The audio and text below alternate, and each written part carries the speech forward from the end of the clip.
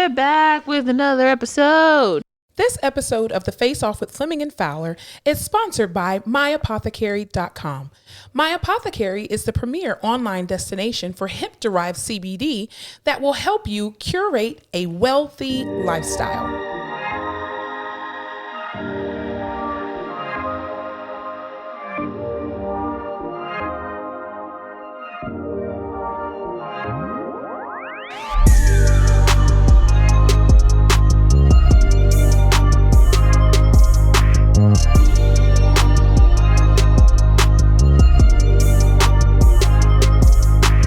All right, welcome back to another episode of The Face Off with Fleming and Fowler, guys. Whoop whoop. We are back at it again, back at it again. Yep. Just made that up. So how was your week this past week? Jesus, take the wheel. Jesus, take the wheel. It was a toughie. Really? Oh yeah. Really? Wow. Why was it such a toughie? Listen, Work or personal? Probably just work. truly both. This was a fucked up week for me. For like both at work and at home. Okay. Do tell. Let's see. First of all, I was in LR all week, LRICU. Yeah. That shit's just rough, dude. It's a mental mind fuck. Shit show. Yeah, Yes. it's just no one's walking up there. Everyone is super Dying. debilitated, dying. Yeah. Everyone's over it. People have been on ECMO for like 60 days and they're just like, Yeah. this is as good as it gets. Pretty much. Can we walk? You can barely stand. Mm-hmm. But like also the ones who like look like shit and they're like, please, let's do as much as we can. And the ones who can walk are just like, not today. No. We're not doing it. I can't breathe. I'm dying. No. So it's just like a lot of come to Jesus conversations every single day with people and it's just fucking exhausting. And it's hard work because it's, they're heavy as shit. Yeah. There's a lot going on. So that was rough. Hence why I have a herniated disc. Yeah. That happened. I got a splinter in my finger so deep under my nail bed. I had to cut off my entire nail, basically, lift up the nail bed to get it out. Halfway out, it's still there. That's so gross. Because my God. fucking dog kept escaping. I got in a car accident driving my mom's car. It wasn't even my fucking car. I'm not laughing at you. I'm just, you've had a week. Hers God is probably totaled. I had to get 6 of my teeth drilled, removed, and put temporaries on top until I get my permanent veneers. I think you need to file FMLA. Dude, it's been a rough damn. fucking week. Oh, God. But I'm feeling a lot better, so it's okay. That's good. Are you on drugs at least for your teeth? Oh, 100% all the time. I'm on drugs for everything.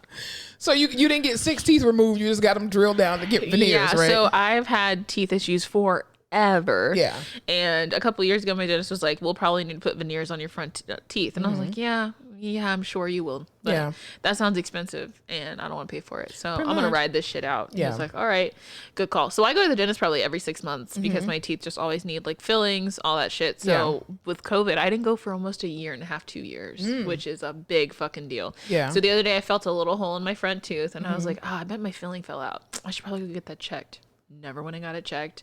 We had that snowpocalypse happen. Yeah. And then a week ago, I felt something. It felt like a popcorn kernel was stuck in the back of my tooth. So I'm like brushing and flossing. And I just like, let me look at it.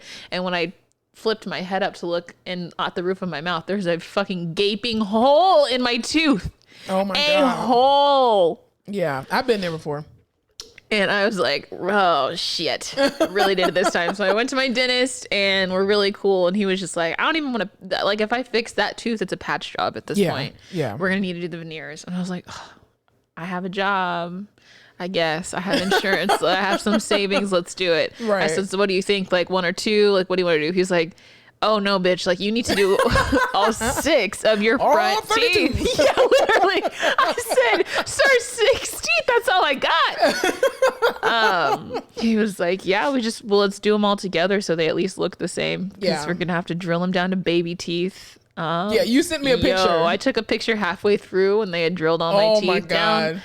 I look like a little freaking kid at the mall with silver caps in his teeth. I look crazy. Badass kids with silver teeth. I call them River Center kids, but yeah, dude. So oh my gosh, still in a lot of pain from that. So you started off your week in pain and ended it in pain. Yeah, hallelujah, praise be to God. But I will tell you that stimmy hit as soon as I was going to the dentist, and I was like, this is God. Look at God. You're telling me I have to pay all this money for my teeth and a fucking $1,400 deposit hits my check? Yeah, pretty much. Well, I mean, my week was normal. I'm glad one of us had a normal week. Yeah, I mean, my body was horrible, but other than that, I had a nothing compared to what you went through. It was pretty nice and calm, thank God. But even talking about the stimulus, of course, the COVID relief bill, the $1.9 trillion COVID relief bill got passed, and stimulus checks started going out. What was it, like Friday? Yeah, I think I got mine Friday. Yeah, Friday. Yeah, I won't be getting anything. Oh, just for the poors. This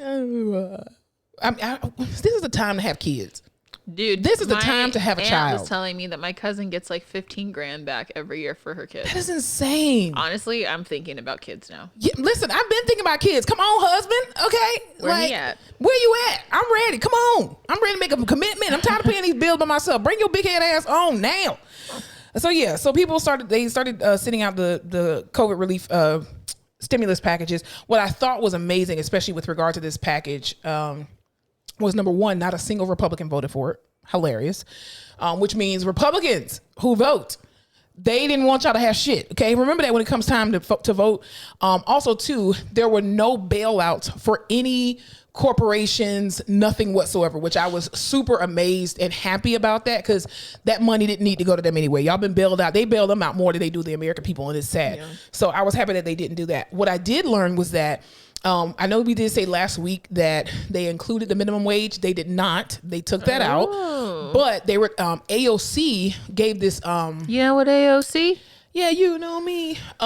She gave this. I think she was on Instagram or something. Anyway, she was talking about how, with regard to the student loan forgiveness, that only. So she was talking about the student loan forgiveness, that the student loan forgiveness was not in this particular bill, but that there is a clause that gives you like an Easter egg to let you know that it is possibly coming. I did see that. They're doing tax-free, not tax-free. Whatever they forgive, you will not have to pay taxes on it. Yes. Yeah. Thank you. Yeah. So they obviously they don't know what the number is going to be. They're asking for $50,000. I would really 10,000. Love $211,000 of student loan forgiveness. Me too.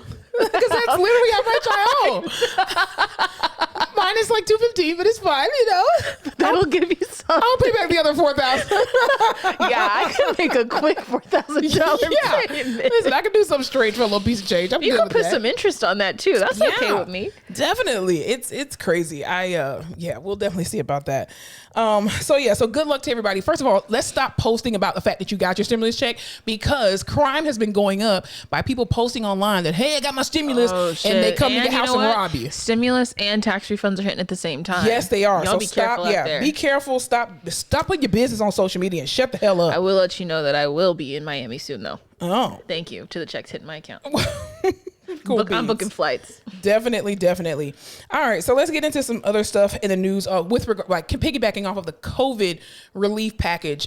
This week, there was this video kind of going around on social media that they were talking about how Moderna and Pfizer they actually have a government immunity from litigation up until 2024. We got immunity too now, bitch. Burr, burr. Do you? I got Pfizer up in my blood. But do you have to get it again is the question. Probably. I would assume that this shit's just gonna be the new flu. Yeah, if they have different, because I mean they have the other strain that started in Colorado or something like that. So basically there was a lot of push from the Trump administration and also the Biden administration to be able to have enough vaccines for all Americans, I think by May 2021. So Moderna and Pfizer was like, listen, we love doing what we're doing, but we've never actually made this many vaccines in this short amount of time. Like, that's a bit unsafe. And if we do it, we can't get sued. Like, you got to give us some kind of immunity, because again, we don't know what could happen if we're rapidly producing, because once you start compromising quality and you're focusing on quantity, what happens? Your quality goes down. Well, I feel like that 100% has happened in the past, where the government's like, do this, and quickly. And when shit goes to hell, the government's like, so here's this massive lawsuit because you fucked over everyone. Exactly. And they're like, what the hell? Yeah, exactly. So, I mean, shouts out to Moderna and Pfizer actually for being smart enough to get an immunity deal. until 2024. And then Johnson & Johnson came right on in and was like, hey, they can't do it. We got you. And ours smells like babies. Pretty much. They put a hint of baby lotion in every vaccine. Yeah. I'm kidding. They don't I just remember when all this first started, I had read a lot and listened to a lot about the vaccine because I was like, what are they going to do? Mm-hmm. And the issue was that normally by the time they have a vaccine ready and have it produced, it's a year and a half from the onset of the disease, and then it's not eradicated at that point, but it's died down to the where you don't need it. Yeah. So I think in a typical timeline, we still wouldn't even have vaccines at this point. So they must have rushed the fuck out of that shit. Listen, they probably was asking for like, you know how like Amazon during Christmas time, like, hey, you got volunteers. UPS be like, can y'all come fill the boxes for us? Like Moderna and Pfizer like, do you remember when they kept being like, hey, here's another email about being a vaccine recipient for the trials, and we were all like, no. Yeah, that's crazy. It's so shouts out to Moderna and Pfizer. Thank you guys for doing what you've done with regard to your COVID vaccine. It was funny because I saw this interview with Wendy Williams. She was interviewing with Dr. Oz. Interviewing? She is. Her show is back on. Well, it never left. She just had the people in her audience, which could you imagine if you're like, if our boss had, well, I don't believe in bosses. I don't have a boss. If the person who's in charge of our department was like, we were forced to attend a daily session of whatever she was talking about, like I would literally pluck my fucking eyes out. Anyway, neither here nor there. But she was having this conversation with Dr. Oz. Or a fork? Both, whichever was available. A spork, yeah, definitely. That's a good one. I'd go with a spork. Yeah, at least you can dig in there, get it out. No, yeah, be like an episode of Saws or something. Anyway, so he was asking her like, oh, are you planning on getting the COVID vaccine? And she's like, no. And he's like, well, you have a lot of influence, and some people may say, oh, well, Wendy Williams isn't getting it, I'm not getting it. I'm like, first of all, Dr. Oz, stop being fucking manipulative. Nobody gives a shit what the fuck Wendy Williams does with her life. I was just gonna say, I will not do or not do something that Wendy Williams tells me to do. She is not influential enough for me to decide on my own health. All she could tell me to do is not go to her doctor. Exactly. Very true. Her plastic surgeon. But yeah, so he was asking her all these different ways. Like, so if 10 million people got it and had no issues, and your family members got it, siblings got it, your child got it, would you still get it? She was like, bitch, what part of my motherfucking no did you not understand? The end of the O. I'm not getting that shit. She's like, I don't trust it. I don't feel safe with it. She's like, I've never had the flu. I've da-da-da-da. And this, again, perpetuates this evil cycle of manipulating folks into getting something that they have already made their minds up. You are not going to convince anybody right now in this day and time in the year of our Lord 2021 to get the vaccine if they haven't already have preconceived notions about it or thoughts about it. Like, let people get it who want to get it, and who don't want to get it, just leave them the fuck alone. Just provide education, acceptance, and understanding. Thank you. Unless you're out here wilding, being a super spreader, then your ass needs to get a fucking vaccine or stay your ass inside. Very true. Well, what about super spreaders for especially men who going around having all these babies? Should be mandatory vasectomies. I was getting ready to say vaccinities. Vaccinities. Vasectomies. And I haven't even drunk anything today. Anyway, yeah. So, shouts out to Wendy Williams, I guess, for either going yes or no. Anyway, so. Wait, yeah. They're technically super spreaders. That's gross. Yeah, they are. They need vasectomies. Always try to make women get tubals. It's like, no. Tubals? Oh, ligations. Tubal ligations. I don't know why the fuck I thought you were just making up a term. That's definitely a real medical term. They gotta get tubal ligations. Get your fallopian tubes burnt, dyed, fried, laid to the side. In other news this week, there was a judge, Hennepin County judge reinstated a charge of third-degree murder against the former officer Derek Chauvin, who was responsible for the death of George Floyd. And he is already facing second-degree unintentional murder and second-degree manslaughter. And there was actually a jury selection trial that took place earlier this week. Where are they trying it? They're trying it in, I want to say Minneapolis. Isn't that where it happened? Minnesota? Minneapolis? No. Minneapolis, as we all know, is in Indy, Minnesota. Did you say Indy? I'm glad I'm not the only one. Yes, in Minnesota. We've had this talk before. We have. Maps, not me. Listen, geography, that's not my judge. It's not my judge, you know? Like freshman year, all I remember is I had to memorize the states and the capitals, and I did that to pass, and that was it. Yeah, just do Minneapolis. Oh, we've already said that. Minneapolis, Minnesota. Yes. Yeah, that's where it's happening at. So, he died on my birthday?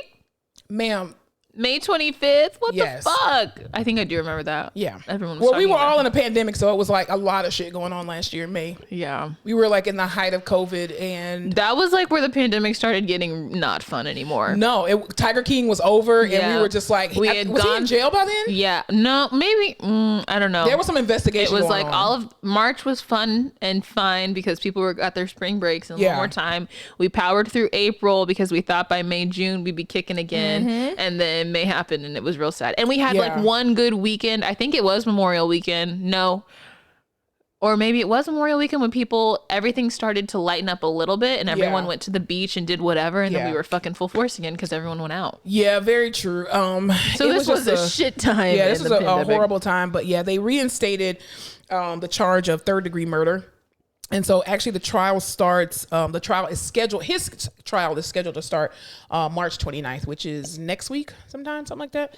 I think it's next week. Anyway, or week after next. Anywho, yes, I hope he is found guilty of all charges. Try to the full extent of the law. Indeed. Put him in San Quentin. How about that? Anyway. Put him in Azkaban. What's Azkaban? Are you kidding? What's Azkaban? Your age is showing. Dude, Harry Potter. What's Azkaban? Ma'am, who the fuck watches Harry Potter? Are you kidding me? No one watches Harry Potter. Is this a joke? First of all, because you should be reading Harry Potter. Do as I say, not as I do. I don't like to read, ma'am. You are literally... I can't read. I mean, I know how to read, but I just can't Cut the tape. Darren, Derek, Daryl. Listen, we have not shouted out Darren in a very long time. Shout out to our editor, Darren. I'm kidding. Darren, cut the tape. We're done. We're done rolling because she doesn't know what the fuck Harry Potter is. I mean, I know what Harry Potter is. I just never read it. Name one character besides Harry Potter in Harry Potter. Are you kidding me? I don't know. What's the little ugly thing, the little shrill thing who looks like he has hypothyroidism? Fucking Dobby. Dobby the house elf. Yes. You're trash. He's like the poster child for hypothyroidism. He was on a Pinterest and they were like, if you ever need to know how your patient looks with hypothyroidism, that's him. That's pretty accurate. Yes, I definitely remember that from studying for my boards. All right, so we're just going to go ahead and get into it. We know everybody's been talking about this for the past week with regard to the Meghan Markle and Prince Harry interview that they did with Oprah Winfrey this past week.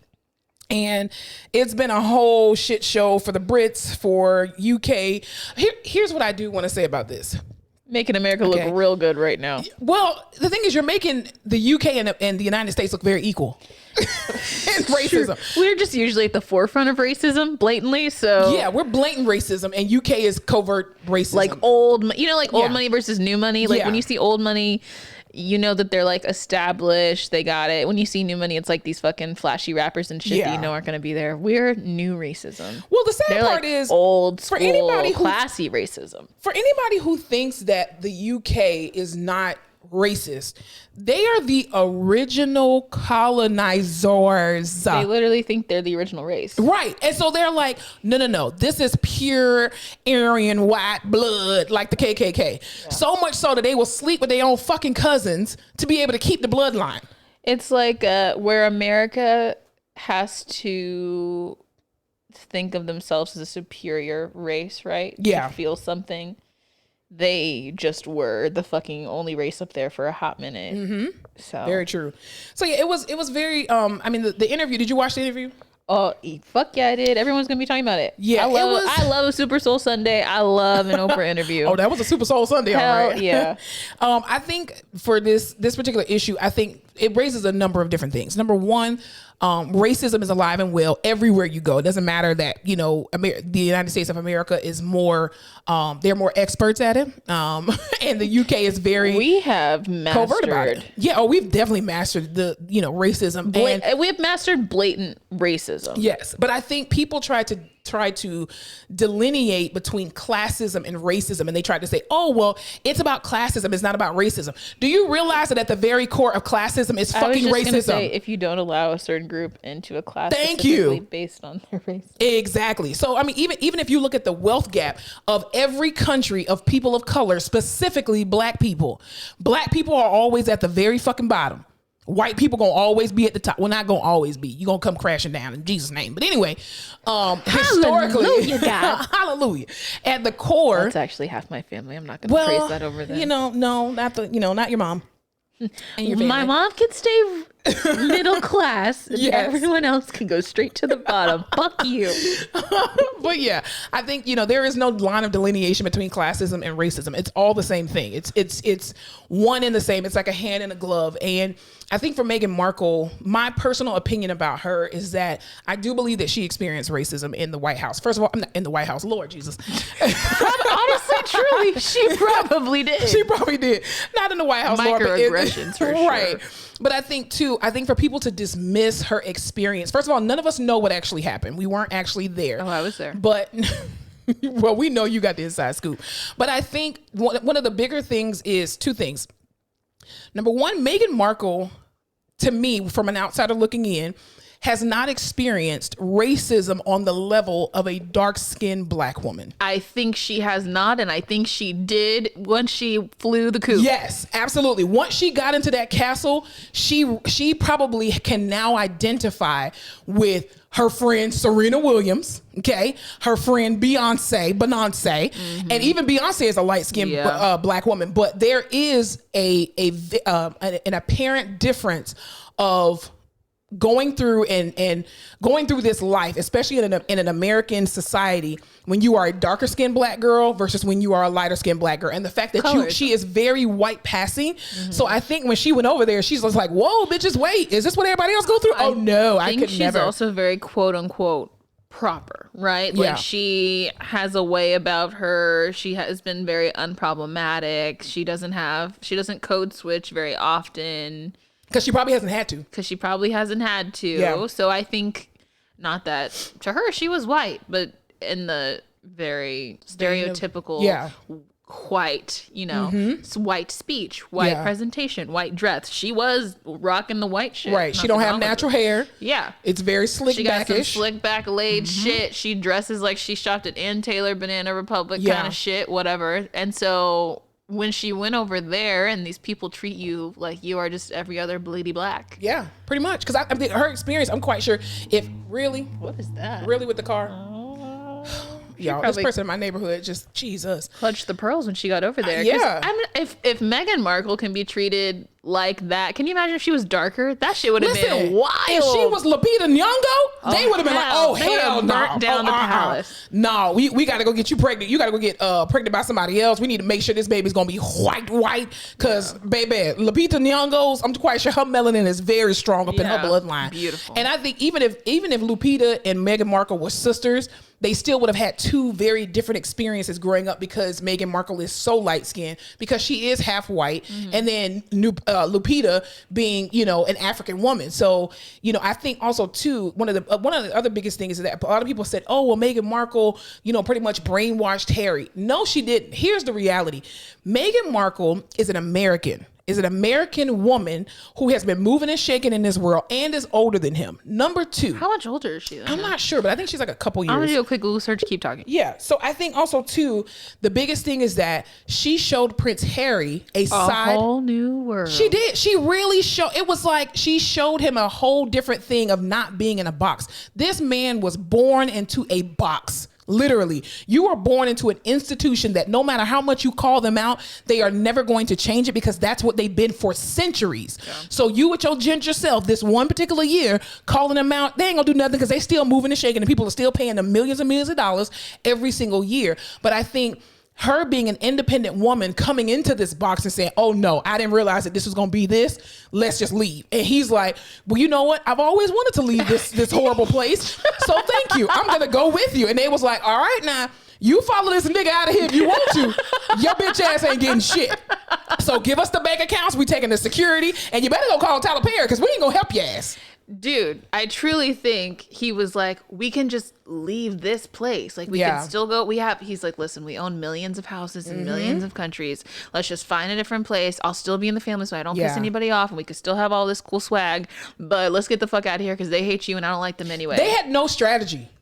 They had no, and you can tell that, to me, my personal opinion is that Meghan Markle has never experienced racism for real, like the rest of us black women have, because she didn't have a strategy. I literally think she has experienced the kind of racism where like it's microaggression, yes, or very maybe much so. a little bit stronger than just like a mid-aggression. Yeah. And she is very educated and well-spoken. You're so educated for a black girl. Yeah, that kind of stuff she's probably experienced. And she is very educated and well-spoken. So I feel like she can navigate that very well and say things to, you know, rebut that, whatever. But when people are just like, nah, fuck you. Yeah, exactly. Because and your black ass and your baby. And the fact that she was an actress in Hollywood, we already know too that there's a big colorism issue in Hollywood. And so again, her being able to walk around with a white passing privilege, even if you have a black mother, doesn't matter. You still walk around with a white passing privilege. And I really don't think she was prepared for that and was like, okay, I'm suicidal. We gotta go. We gotta. I'm unprepared. We gotta go. Yeah, that shit's shocking. Yeah, but it would be like if we just tomorrow we woke up and America was switched backwards and all the white people had to deal with racism towards them. That would be awesome. It would be funny if the tables were turned. If the turntables were turned. Yeah, absolutely. Because even the guy who, the insurrectionist that had his feet up on Nancy Pelosi's office, he was in trial. He was like, "This is not fair that I'm still in jail. Why can't I just go back home after the trials?" Yeah, it doesn't work that way. Yeah, it doesn't work that way. Ask every nigga in the hood when they go to trial, and I'm saying that word for a reason, because that's what they look at you as anyway. Like, the thing is, doesn't matter how light skinned or how dark skinned you are still a nigga in these people's eyes. They don't, and the fact that they cared so much about how dark your baby was gonna be, baby, he ain't pure Aryan blood. Let's be clear. What happened to 70% of the world is going to be mixed race by the year 2024? Yeah, but the UK, listen, the royal family, like, we sleep with our cousins over here. I really thought, it just, from the outside, it seems to me like she has always been someone who was like, even if they don't like black people, they like me. Yeah. Right? And she looks like a very likable and sweet person. So I understand why. And then I feel like she got over there and it was full stop. And she was like, wait a second. Absolutely. And she's like, I'm not going to fuck with this then. She was like, I'm going to have to deal with this for the rest of my life? Oh, no, we got to get out. Let's go, Harry. Grab your bags. Go ahead and clock out. Let's go. And the fact that what was even funnier was the fact that they were like, they left Canada, they took all their security away, and the first person you called was Tyler Perry. How y'all know Tyler Perry like that? After acrimony, he was reaching out to everybody. I mean, I guarantee you. You got Serena Williams who got houses everywhere. No. Beyonce who got houses everywhere. Who did you call? Because there is a elite black Hollywood group chat, and I'm sure Serena was in it. And she was just like, "My girl Megan needs some help." And Tyler Perry was like, "This smells like a movie, book, and play deal. I'm on it." Megan, would you like a house and full security? Yeah, I have many. I'll help you out. Yeah, it's like the black man always got to bail people out. It's ridiculous.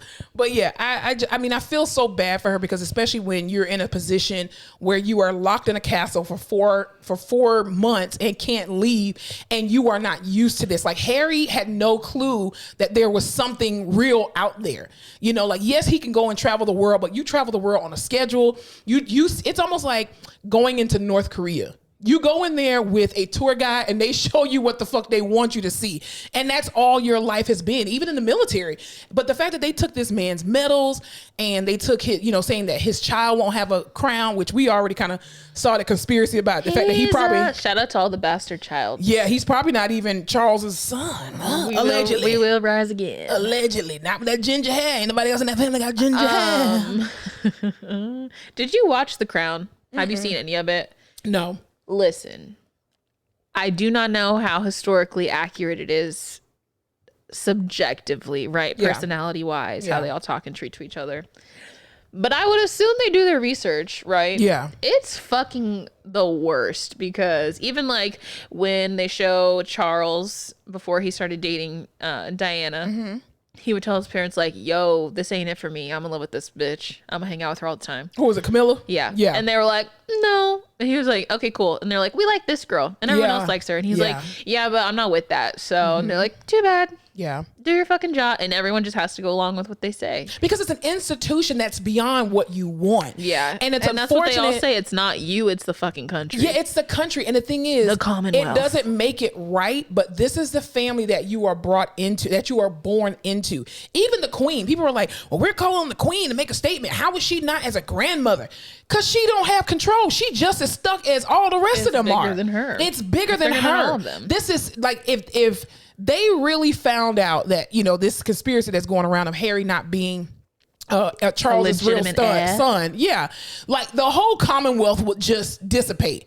They would lose everything. Their whole government would fall. Yeah. Because it's literally built on that. And it would be like if it really came out that Beyonce's kids were carried by surrogate. Yeah, or like Michael Jackson's kids when they were like, oh, let's get a DNA test. And then they was like, you don't look like you, Michael Jackson. I mean, like, you're a black ass man. Like, I don't care that you got vitiligo. Your blood, your melanin is still there, right. Okay? And your whole nose, bruh. Come on. Ain't nobody come out with a Jackson nose. It's just better to keep hidden. Just don't even talk about it. Well, did you see all the stuff about the conspiracy that the only reason all this Meghan Markle shit got so bad when it did was because that was the same time they were investigating Jeffrey Epstein and then consequently investigating, what is his name? Andrew. Prince Andrew. Yeah, his old nasty ass. Because he was partying with Epstein all the time. So they were like, shit, we got to throw everybody off of that. Let's just go ham on Meghan being black. Yeah. And hating the kingdom and wanting Harry to leave. Yeah, Brexit. That makes sense. It makes a whole lot of sense. Like, I mean, because even Piers Morgan was like going in on Meghan Markle, and we were just like, why are you so butthurt over this girl? But then there was like this clip that was released, and I'll play the clip where he was very he was talking, I think it was back in 2018. He was on this show talking about how him and Meghan, I guess he met her at a bar or something like that. They were at a bar. They were having great conversation. He bought her a drink, and then he put her in this taxi cab. And she was taking the taxi cab home, supposedly, and I'm using quotations with that. And so when she took the taxi, she took it to a party where she met Prince Harry. He's had a couple of pints. We got on brilliantly, and then I put her in a cab, and it turned out to be a cab that took her to a party where she met Prince Harry. And then the next night they had a solo dinner together. And that was the last I ever heard from Meghan Markle. And I have never heard from her again. So what happened? She ghosted me, Ryan. Meghan Markle ghosted me. Did she? Do you think she just went, go? I'm afraid, I really liked her. This is why it hurts. No. So here's my issue with that. So now you on that little dick energy because you're mad. Perfect. Yeah. Now I could have told you that about him. He looks it. But you know how Harry was a party boy? First, they're 3 years apart. She's 39. He's 36. Yeah. Which she doesn't look 39. She doesn't. She looks really good. Yeah. It's because she's black. Black don't crack. He was a party boy, right? Even if the tabloids like oversold that or they embellished it. Yeah. I feel like he was a partier. Like he liked to go out and have fun. I don't see Meghan Markle at a fucking party. Not with him. Not with, you know what I mean? Like that. What the fuck? I would love to have been at that party. You were probably the creepy old ass guy at the bar begging to buy her a drink, and she was like, fucking fine, old man. Just give me a goddamn taxi so I can go meet the love of my life. I know, but I'm just like, what did that party look like when she got there? Yeah, it was. Because if I think of a Prince Harry party, I'm thinking of fucking Rager. Like, he's a prince. When I think of a Meghan Markle party, it's like wine and popcorn watching Scandal. I think of Harry's parties as like Bridgerton. Because he can't go too wild. Like, you got to maintain an image. Like, you can't be out here pop locking and dropping it and twerking. Like his uncle was fucking teenagers and sold them to child trafficking. But he was doing that in the privacy of the castle. He wasn't out here thotting and bopping on social media like that. That's true. And Prince Andrew, you're fucking disgusting, you piece of shit. But anyway, so yeah. Anyway, all hail the queen. No. Beyonce. Oh, yes. That one, yes. But yeah, so Piers Morgan, actually, he got upset because his co-host basically called him out and was telling him, you know, you're talking all this bullshit about Meghan Markle. Your dick hurt because she didn't choose you, bitch. And so he walked off the set. He's old and crusty. Walked off the set and was pissed off or whatever. Is that your mic? Are you unplugging it? Oh, I guess it was staticky. Yeah. Oh, it's so basically, of course, in the news also too, just piggybacking off that, you know, there's been a lot of controversy concerning, everybody has this opinion about, you know, the whole situation, and even to Sharon Osbourne, she is on the CBS show The Talk, and her and what's her name, Cheryl Underwood, had this exchange, and so I'll go ahead and play it. I want you to hear from me. I will ask you again, Cheryl. Yes. I've been asking you during the break. I am asking you again. And don't try and cry, because if anyone should be crying, it should be me. This is the situation. Yes. You tell me where you have heard him say, educate me. Tell me when you have heard him say racist things. Educate me. Tell me. It is not the exact words of racism. It's the implication and the reaction to it. To not want to address that because she is a black woman and to try to dismiss it or to make it seem less than what it is. That's what makes it racist. But right now, I'm talking to a woman who I believe is my friend.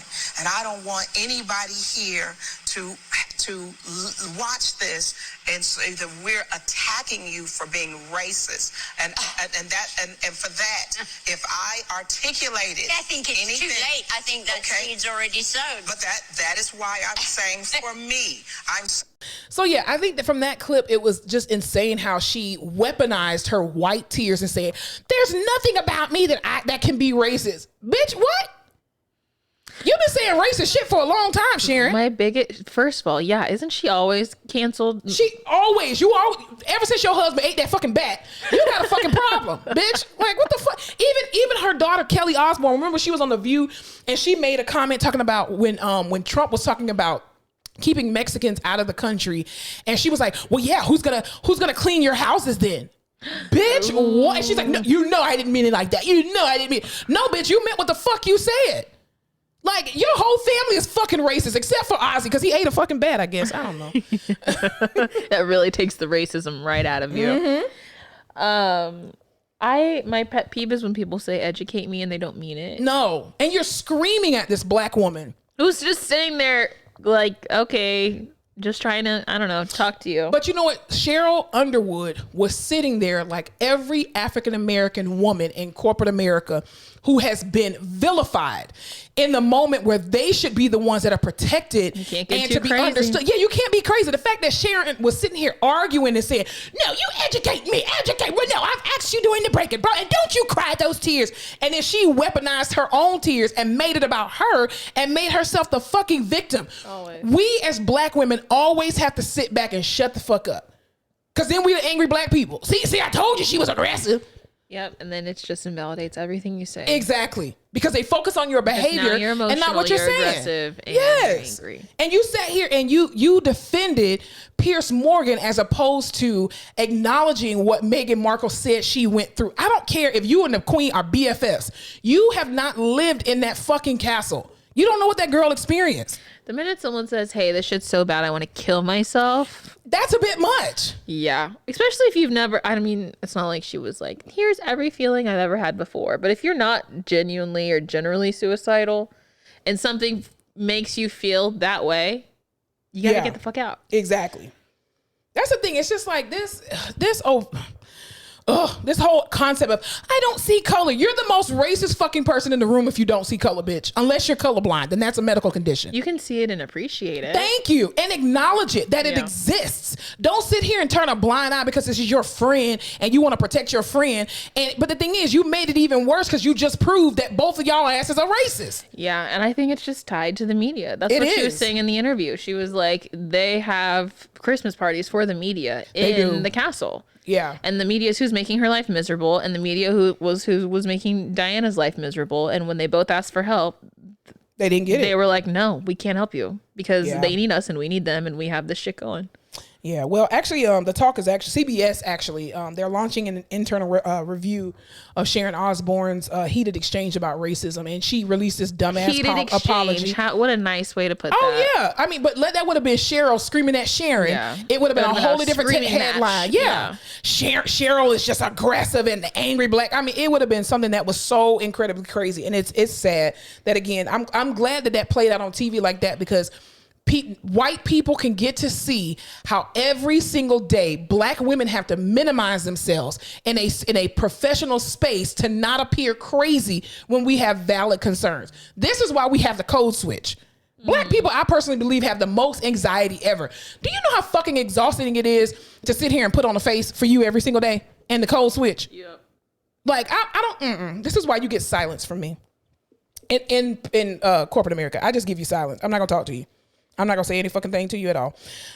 So anyway, in other news, I'm gonna pronounce this wrong, but it's in Georgia. There's a county that's in Georgia. I think it's Lowndes County.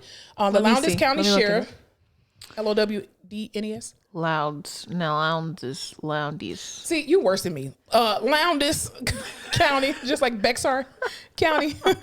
The sheriffs have. So did you hear about the story about Kendrick Johnson, which was the basketball player some years ago that was found dead and wrapped up in a... Yes, I listened to a podcast about it. Yeah, that... I don't fuck with teenagers dying. But how can you call it? Okay, so I kill myself and I wrap myself up in a fucking mat from the gym. And his shoes weren't on his feet, and they were like thrown in before. It was like a very weird situation. Yeah, like it's so stupid, and for so many different. It was back in 2013 that it happened, and that's when I was almost in high school. I was in college, my first year of college, I think. I was already. Was like, I? No, I was in PT school. Probably had like, I don't know, a whole life. I was on clinicals in PT school. I was almost graduating in PT school. Old. You're just young. So yeah. So anyway, his parents and his family have been fighting for justice for him because obviously this kid did not kill himself. And wasn't he super bullied? Yes, he was. And he was found found dead head first, rolled up in a gym mat.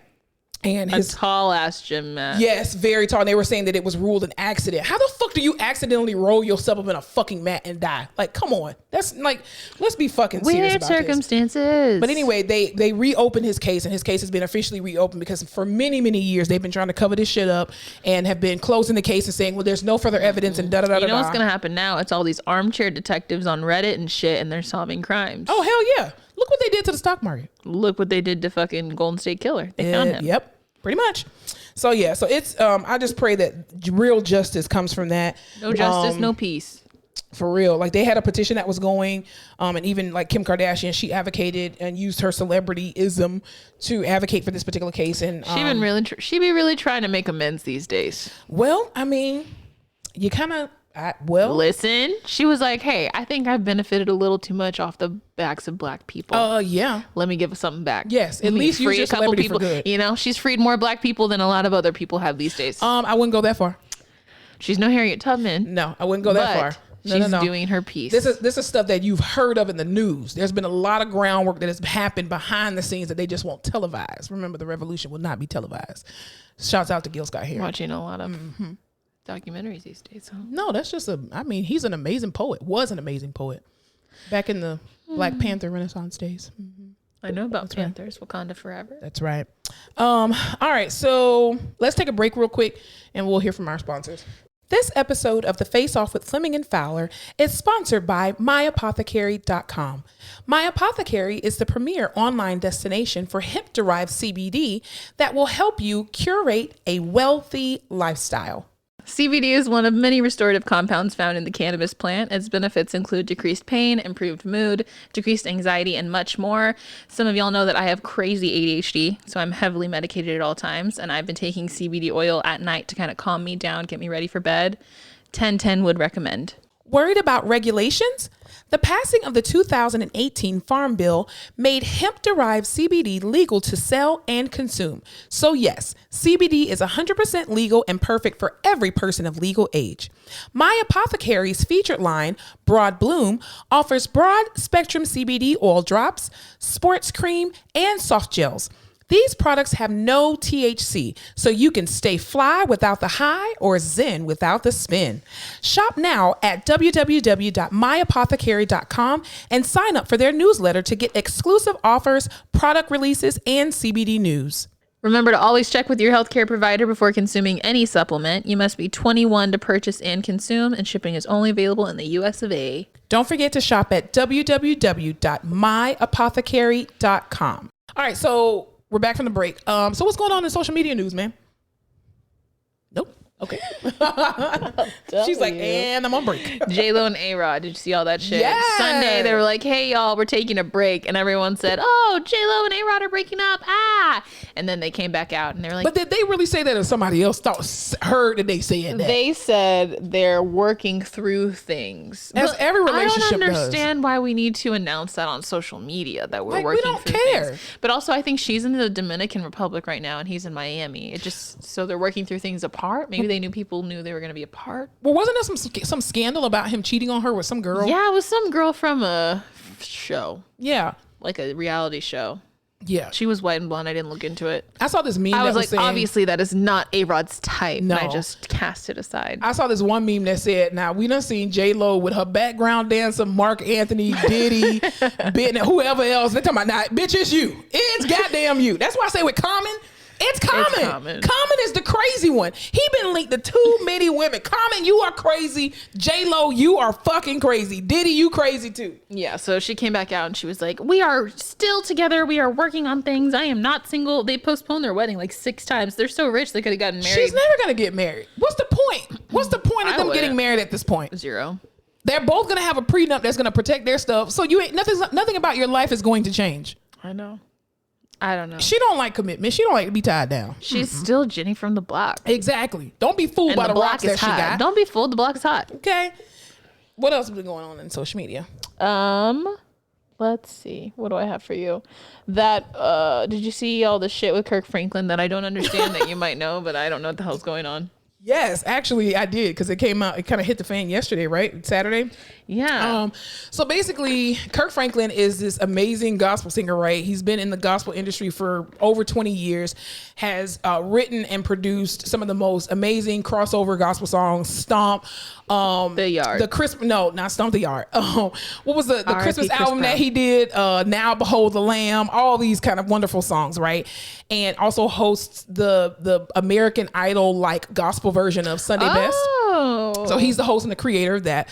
So anyway, he has his 33-year-old son. I want to preface this by saying his son is 33, meaning grown ass man. A GAM. Right. So a GAM. So his son released this footage, or this recording of Kirk Franklin cussing him out and basically saying, listen here with your bitch ass. First of all, the fact that he said bitch ass, I was like, you've been cussing for a long time, my brother. Welcome. Also, the day someone posts a recording of me on social media without my consent. It depends on what state you're in. That's the day. I don't even have to say what's gonna happen, but something's gonna happen. Yeah, don't premeditate it. I'm not. I'm just saying I would not hold myself accountable. Yeah, for what the fuck I do. So basically, there was a heated exchange between him and his son. A heated exchange. Yes, and so Kirk Franklin was using expletives. A man of God. Listen, here's the thing about cursing.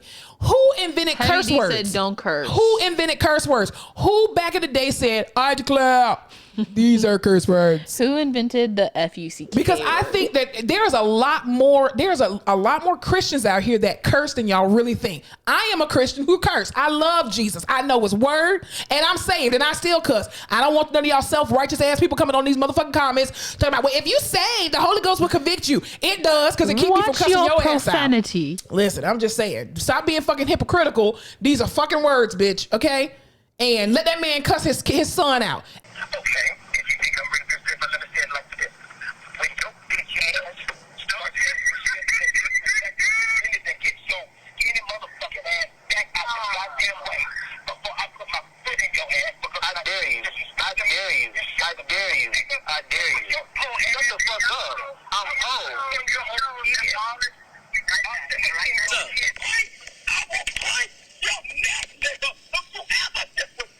I did it.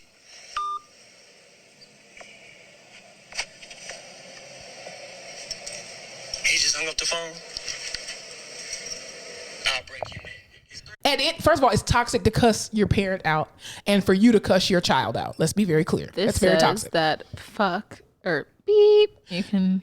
Ma'am, it's an explicit podcast. You're totally fine. Mm-hmm. Was probably first used in English, borrowed in the 15th century, though it is the use of shit in English is much older, rooted in Proto-Germanic words. Middle English. So the shit's old. Hella old. Yeah, so I don't believe that I mean, cuss words don't, whatever. I cuss. I don't care. Curses. I wonder who made curses bad. That's what I'm saying. Who weaponized curse words? I mean, they feel good when you get them out. Yeah, like blah blah blah. Listen, there's a science to cussing. You got to put the words together. If you cuss, you're more intelligent, I think. I agree. What do you think I got for degrees? I fucking agree with the shit. That's right. Hell. No. Man, you hecky. No. Have you seen The Hangover? Yeah, of course. And he's like, God damn it. He goes, gosh darn it. Shit. Shoot. But yeah, so he basically, people, they were like, two different sides of the spectrum where people were saying, oh, he's a man of God. How dare he curse his child? First of all, again, his child is a grown ass man. And when you come at your parents, cussing at your parents as a grown person, you have to remember that your mother and your father were whole people before you met them and they became your mother and your father. Try them if you want to, like they just some busters on the street, and you're going to get that other side that you never knew you knew about. Okay. So I think it's wrong for both of them to cuss each other out, but also too, there was no context to the conversation when he posted or just released his father cursing him out and saying that he would stomp on his neck or stomp his foot up his behind or something like that, which again, his song is Stomp. No. Okay. Anyway, there's a song. No. My brother, the stomp, the whole stomp. I know Stomp the musical. But the stomp. No. You so got young. The stomp. No. Don't you think thinking of? No, that's definitely not it. Stomp. No. That's definitely not Kirk Franklin. But yeah, so anyway, Kirk Franklin released his apology, which I thought that was very stupid of him. Stop apologizing for cussing out your kids. You know what's harder? The man disrespected you. A man with the mouth of God. No, half of these preachers and pastors cuss, fuss, drink, smoke, fuck everything. You're cussing and fussing out there. Exactly. And the thing is too, they were saying that his son, he was saying that him and his son have been estranged for a very long time. They've gone to counseling as a family. They've gone to counseling separately. And what it appears to be from an outsider looking in is that this is a grown ass man again who has been told no. And he's a rich kid. Now he's not a rich kid. His father is rich. And he wants something and he wants attention. Like, you're bored. And even Kirk Franklin's daughter came out and spoke out against him and was just like, yo, you don't even feel like we siblings. Like, we tried to reach out to you so many times. You don't even think that we act like we're siblings because we have different mothers and blah, blah, blah. Like, I would have cussed your ass out. Brother from another mother. Pretty much. But yeah, so that was the whole big controversy with Kirk Franklin. Again, I don't agree that any parent should cuss at their child. Grown or little, I don't think any child should be cussing at their parents, grown or little. Y'all both need to go to therapy, work that shit out. If you can't work it out, just don't be around each other. Yeah. Just because that's your father does not mean that you have to have a relationship with him. Just because that is your child does not mean that you have to have a relationship with him. We put these toxic ass, expectations on each other. Like, that's your family, that's your blood, you only get one. No, fuck you. I don't give a damn because you're my blood. I didn't pick you. Mm-hmm. I didn't have the opportunity to pick you, because if I did, I probably wouldn't. So just because we're family don't mean that I'm gonna give you the right to keep disrespecting me and keep talking to me any kind of way or keep treating me any kind of way. Hell no. I done cut off plenty of cousins. Let's be clear. Don't fucking talk to me. You just so happen to be the child of my mama's brother or sister. I don't have that don't mean I got to deal with you. So. Girl, listen, my cousins already know. Don't play. Try me if you want to. You will be on the other side of that. And it ain't pretty. I am not the one to sit around and be played. And the cousins who I've cut off, you know who you are. Ooh, we'll tag them in the comments. And they probably don't even listen to this podcast, and that's perfectly fine. Come at me if you want to at Thanksgiving. I'll whoop your ass too. And that's on that. Damn it. What are you... I was looking for the crickets, but I couldn't find it in time. Oy vey. Well, with that same energy, did you see those girls who were riding in the Uber and they wouldn't put masks on, and then they started fake coughing, which projects more particles per square whatever than anything else, which is super dangerous if you're a super spreader. And the Uber driver was upset and was telling them to get out of his car, and they wouldn't get out of the car. I just hate people. I really hate people, because this man is over here trying to do a job, trying to drive y'all little funky asses back home or wherever y'all going. I think they're on vacation. And you just being that fucking stupid. They're on vacation during a pandemic, which people are doing. Where were they at? I want to say were they in the United States? Florida. Oh, God. Don't say that. Florida. I don't know if that's right. Hold but on. These were not Florida people. Spraying Asian Uber driver. Okay. He was just an Uber driver. You don't have to say he was Asian. God, I hate America. Well, because, they're trying to pin black and Asians against each other. San Francisco. So sorry. Yeah, they're trying to pin black and Asians against each other. Yeah, so these 3 young girls get in the Uber, basically, and he has a dash cam, so it shows everything. And I saw the one, I don't know if she was white, but she was the one that was sitting directly behind him, and she reached her hand out and hit him or something. Yeah, she is not white. She is, I want to say Middle Eastern or Lebanese or something. Now, see, her parents gonna cuss her out when she because her Instagram name was like something foreign, like literally the word foreign. Oh, yeah. Stop treating people like shit, man. Yeah. Well, anyway, one of them was arrested right after that because she was identity theft. They both should have been arrested. And see, this is why your Uber drivers be killing y'all. Dude. Because you keep doing stupid shit like that. People like to act up in Ubers and think that nothing can happen. I be too scared in the Uber. I remember I took an Uber home from the airport when I came back from Paris. Pre-rolls and I live 40 minutes away from the airport, and it was this nice black lady that came and picked me up. Aww. And I sat my ass in the back with my little, the little nail file thing that's sharp right in my hand, because I was like, bitch, I don't know. I need to make sure that you taking me where the hell I asked you to go. Because I watch too much Criminal Minds. I watch way too much. And remember the Bone Collector with Denzel Washington, Queen Latifah? I know the Bone Collector. Yeah, I remember the taxi driver was locking the doors and putting the child lock on. And they couldn't get out. Exactly. So that's paranoid me ever since. The only time I was scared of the Uber driver is when he came out with us, and then we couldn't get rid of him. Well, and that's why you shouldn't invite your Uber drivers to go out with you. Definitely not. If you're young and listening, don't joke and say, you should come out with us. They'll come out with you, and then you're stuck. No. And you have to run away. Never do that. I think that's a generational thing, though. Like, what? Young people just fuck with Uber. We'll get in cars with anybody. No, that's because y'all ain't grew up in the days of milk cartons. No, we grew up where, like, you pick me up. To us, I think there's like some false sense of security. Like, I called you and I'm paying for this and I know your name and I have your information and you have to take me where I'm going. Why wouldn't you?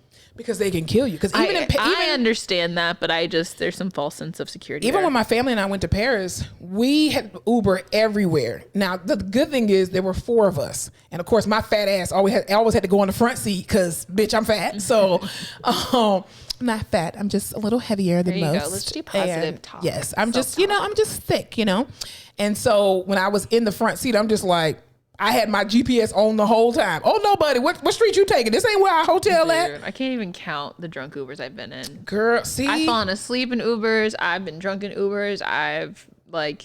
See, that's that white side of you. It is. That white side of you is very comfortable with people. White people be like, oh, what's that noise in the middle of the woods? Let's go investigate. I'm like, oh my God, sir.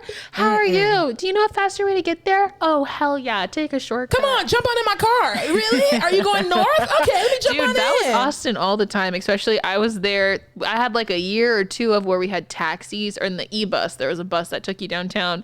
And then like in the middle of college, they just stopped that shit. So we were all freaking out. We didn't know how to get there. There was a Facebook page where you would just say like, hey, I'm on the corner of so-and-so. I'll give you $20 to take me here. And people would just get in. Or like there was this fucking guy who would drive around in a fucking like Sprinter van basically. Oh God. And he would just be like, how many people do y'all have? $5 a head, let's go. And he'd take you downtown. Oh no, y'all want to get murdered. We were just fucking reckless at it. We were like, please just take us downtown. Listen, I'm telling you that coming from the milk carton generation, you see them little kids on the milk cartons, or you see them and like you go to the grocery store and you see the bulletin board and they have like the little computerized projection of the face of how they would look. That shit scared the crap out of you. Plus, black parents be like, you want to act up? You don't want to come in on time? You're going to end up on a milk carton. And, when you say stuff like that, that traumatizes you as a child. The only thing that freaked me out growing up is I remember one time we had this thing come to our school. We had to take home a form and it had like an outline of a body on it. And your parents were supposed to fill out like if you had any distinctive birthmarks on you or anything. Like that sounds like a child trafficking activity. Hell no. They were supposed to They circle it on the body and kind of write details about it. They put in like your height, all your information, their information.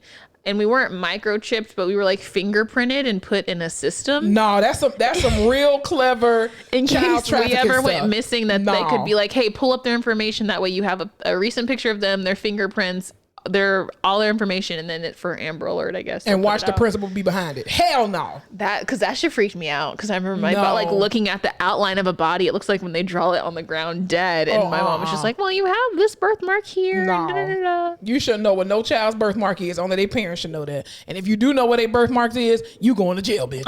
You going to jail. I'm just saying. It was Catholic school. You going straight to jail. They probably just printed out some papers and sent them home, and our parents were like, oh, what a great idea. We'll sign it. Here you go. Here's their social security number, by the way, too. I'll sign here if you just want us to check your child's body for you. Hell like, no. We don't want to do it. And especially at Catholic school, man, that's early signs of molestation. Fuck them. No. You listen, this is why I probably don't have kids yet, because the Lord knows when I have another piece of me walking around here, it's going to be a fucking problem for everybody in this world. You look at my child the wrong way. You walk past them too fast. I will slit your fucking throat. As you should. Like, I don't play about my nephew and my godsons. You listen, child, I'm not even about to get riled up. Let's go to the next subject. Don't get riled up. Last thing I was going to say, did you see that TikTok about the girl who was like, hey, what you're not about to do is call my son boy. No. I guess her kid's in preschool and her teacher was like, blah, blah, blah, such a good boy. Like, she's like, no, we're not doing that. Was he black? Yeah. Yeah. You just don't do it. Boy and girl, don't do it. Don't do it. But remember that patient that called me girl and was like, hey girl, yeah. Hey girl, and ended up going down to the rehab. I was like, who the fuck you talking to? And he was like, you don't have to be rude about it. No, bitch, you don't have to be racist about it. How about you sit your ass in this goddamn chair with your fucking deficits? Okay. I didn't, for the record, I did not say that to the patient. I was thinking about it, but I did say, who are you talking walk to? His ass to the fucking chair with the walker. Listen, with your left side gone. You play with me if you want to. He was girl, hey girl, hey girl. Who the hell you talking to, sir? Oh, you done lost your mind. Okay. Oh, I hate myself. They gonna have a cold blue in a minute. You keep on. Okay. All right. Last thing. Okay. I want to take you back. What is that movie? He's like, I want to take you back in time. Is that Drumline? I think it is Drumline. I don't know. And I've watched Drumline 1,001 times. Okay. The year is 2018. Okay. I don't even know what specifically is popping off at that time. No. Bars are open. Clubs are open. It's a different time. We're just spitting in each other's faces. We're just licking each other on the mouth, not even give a shit. Pretty much. You know, you're going through the radio. Mm-hmm. You stop and you hear, say, little bitch, you can't fuck with me. If you wanted to, these expensive, these is red bottoms, these are blood shoes. And your whole life changes because who? Cardi B's on the fucking scene. The little girl from the Bronx. Is she from the Bronx? Yeah, she's from the Bronx. That's what's thought. The BK. She's crazy. Yes, she's a fucking psychopath, and I love every minute of it. Absolutely. She is the stripper of my dreams, and she has now gone diamond with Bodak Yellow, a fucking anthem, a call to arms. If you hear Bodak Yellow in the club, are you fucking kidding me? I am so proud of Cardi B. I am so incredibly proud of her. Like, I remember her as this trash talking stripper on Instagram who was so annoying. It was just like, what the fuck? You just need a hug, bitch. God damn. But even like, I remember I heard her mixtape and I was like, damn, this bitch can really rap. Like, this is awesome. And then I started following her career. And then, you know, she went on Love and Hip Hop. And it was just to be able to see her growth into this amazing big mainstream artist has been absolutely amazing. Congratulations to you, Cardi B. That's awesome. If it's up, then it's stuck. Then it's up, then it's stuck. Dude, fucking love Cardi B. You know why? It's everything she put out is a bop.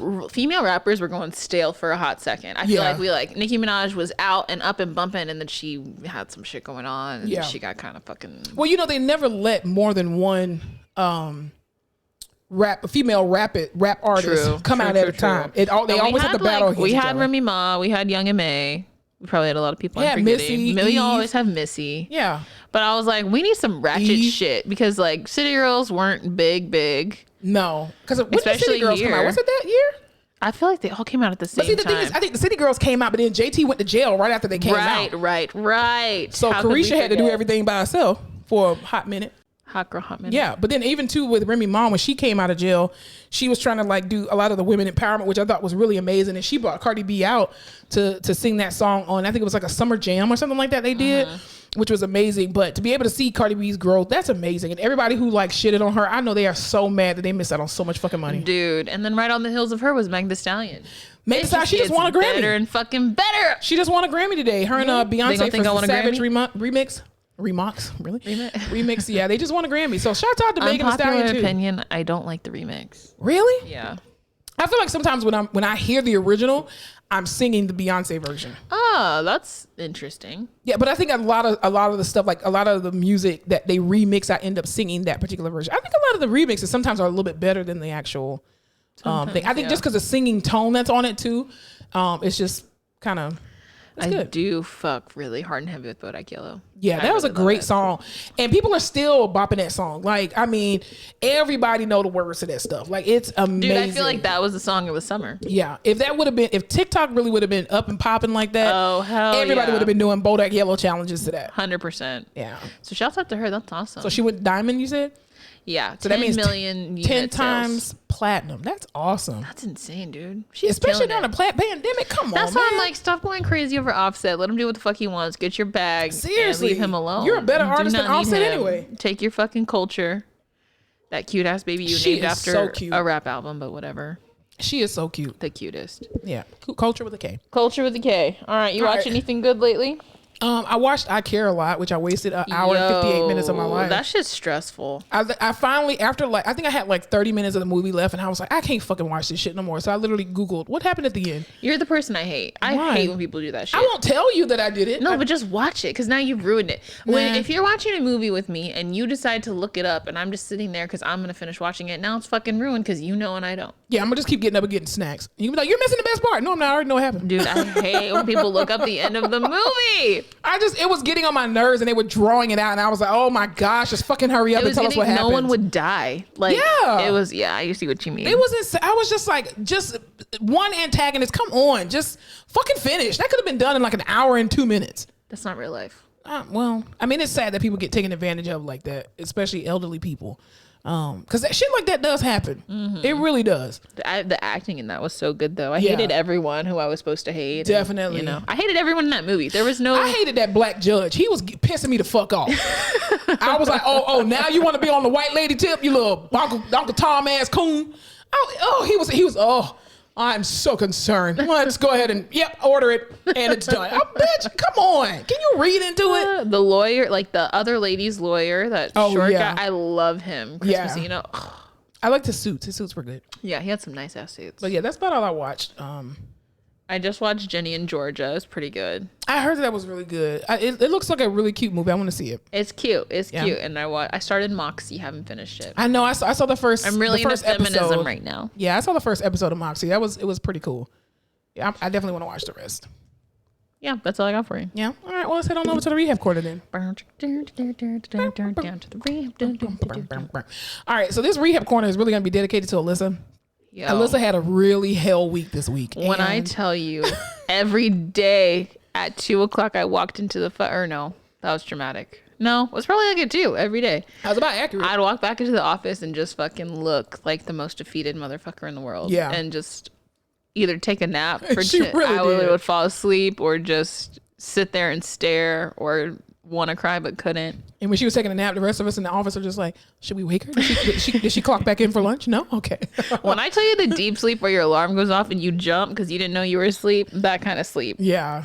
It just was what happened this week? Fucking week. That unit sucks the life out of you. Well, I will say this. Our COVID numbers are going down, which is a blessing. They are. We had 17 positive patients. And I saw motherfucking 13 of them.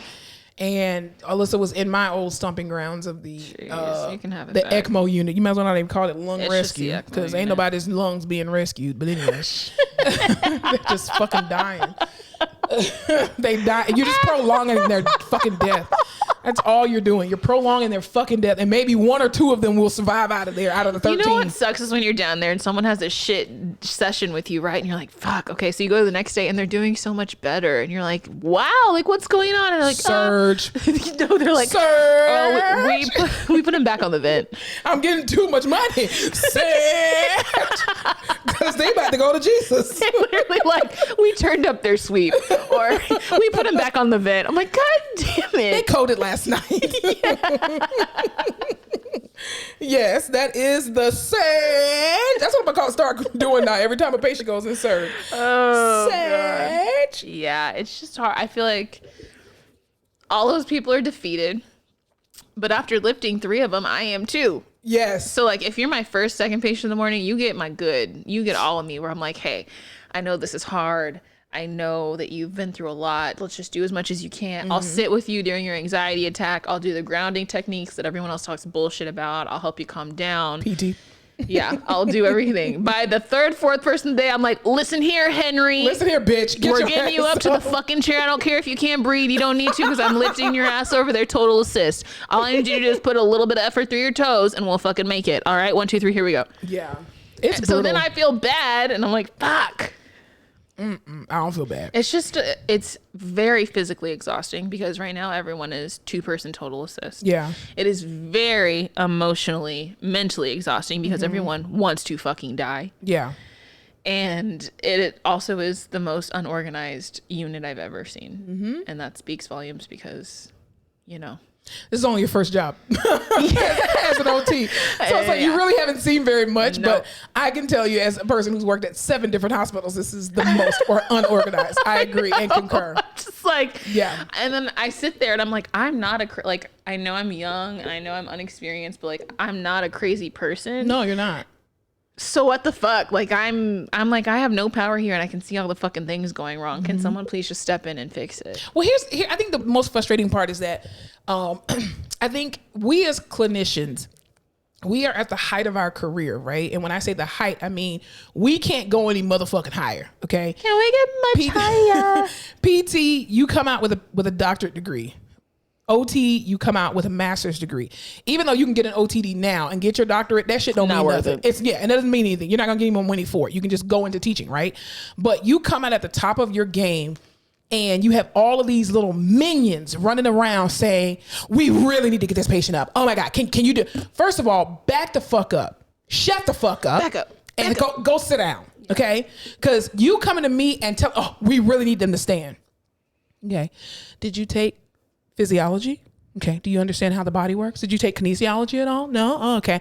I need you to Google some shit because muscles don't come back overnight. That's not the way it works. Yeah. When your unshaped, out of shape ass go into the gym, you have to work your body back up. Let's talk about how these people are basically paralyzed. They're fucking paralyzed. You paralyzed them for 2 weeks on sedatives. And I forget because I'm in CV ICU, right? But those people, even on ECMO, they haven't been on ECMO very long. No. And we still get them up moving, whatever. But these motherfuckers in lung rescue, that's where you go and you're like, all right, let's lift your toes up in the air. And I'm like, what even muscle is that activating? Because I'm not seeing shit going on. They don't even have trace. But they're like, we need them standing. I'm like, that's not how this works. And in order for them to qualify for a lung transplant, they have to be walking. Fuck you and fuck their lungs. They're not prepared to get lungs at this point. Be realistic with what the fuck you are asking. We know what the fuck we are doing as clinicians. Get out of my fucking face. That's what I tell people all the time. And I can be rude at times and I'm okay with that. I will literally tell a physician, one particular physician in particular, Monica, how long is the patient gonna walk? Right? And I will literally tell him to his face, raise your hand if you went to PT school. Oh, your hand's still down. Shut the fuck up and get out of my face and stop asking me dumbass questions. So can you give me an estimated time of when they're gonna walk? Never, bitch. Never. Because you keep fucking sedating them, number one. Number two, you're unrealistic. Then you have all these other doctors from other hospitals like, are they walking yet? It's the unrealistic expectations for me. Oh it's my also God. You want to sit there and then when I come down, therapy is so important. We really want them moving. What can we do to make da-da-da? You don't, because I'm in here for, I have 30 minutes with each patient, right? If that I'm like getting everything I can out of them. Mm-hmm. But if they're not ready, if their lines aren't ready, if they're covered in shit, if they haven't eaten, if they haven't got their meds, if one thing goes wrong, we are stalled. And that means that you're stalled for the rest of the day, right? Because all your other patients are stalled. So you're making it seem like what I'm doing is so important, but then again, when I come down, you don't give a shit. You're not helping me out. Nothing's ready. These patients are just It's almost like you are like Moderna and Pfizer, and then these clinicians are like, the doctors are like Joe Biden. Hurry up and get these fucking vaccines out of here. We're like, dude, there's no quality. I can only control what I can control. There's no quality that you can give with 13 patients in an 8-hour shift. We're not there for 12 hours, nor do we want to be. Mm-hmm. Just on a timeline basis, there's no way you can come in, chart review, go and see 13 people, take a lunch break, and chart on all 13 of those people. Quality fucking therapy. In an ICU. I think the issue is okay. First of all, I don't think many nurses know exactly what PTOT is. Okay. whatever. We just walk people. We're the moving team. Yeah. I think that especially because we work in the ICU and the focus is on early mobility, right? You have a very limited number of things you can do with a patient because of where they are, right? So a lot of the time it is just getting to the edge of the bed, standing, getting to a chair, right? PT and OT. That's all we can do most of the time. Absolutely. That is not necessarily the most skilled therapy. So, very true. So to me, if my patient can't tolerate all of that, but the nursing staff or the doctors want to see that, it makes more sense for them to be hoyered into a chair, for the nursing staff to get them up. Absolutely. And let them rest. Then when I come in, we'll do the muscle strengthening. We'll do all of the other things, the ADLs, all of that, because that is more skilled. Yeah. And that is my job. But what they want and what they see us as is like, oh, we need everybody up and moving PTOT. I'm not a fucking muscle team. No. I'm not a moving squad. Not at all. So when that's all you want, first of all, it would make more sense time-wise if you got them up and moving and going. Because then you're going to get pissed at me when I have to not only do that, but I also, hey, I have to bill for it still and do my fucking job. So now I have to not only move them and get them up, but also add an ADL on it or an exercise or something. And it takes you 20 minutes just to untangle the goddamn lines. And so let me just explain this for you. Because I can't touch half of them. For you non-medical people, I want to explain exactly what we're dealing with on a daily basis. So, you've ever seen Grey's Anatomy and they have these different pumps, right, that are running different medications.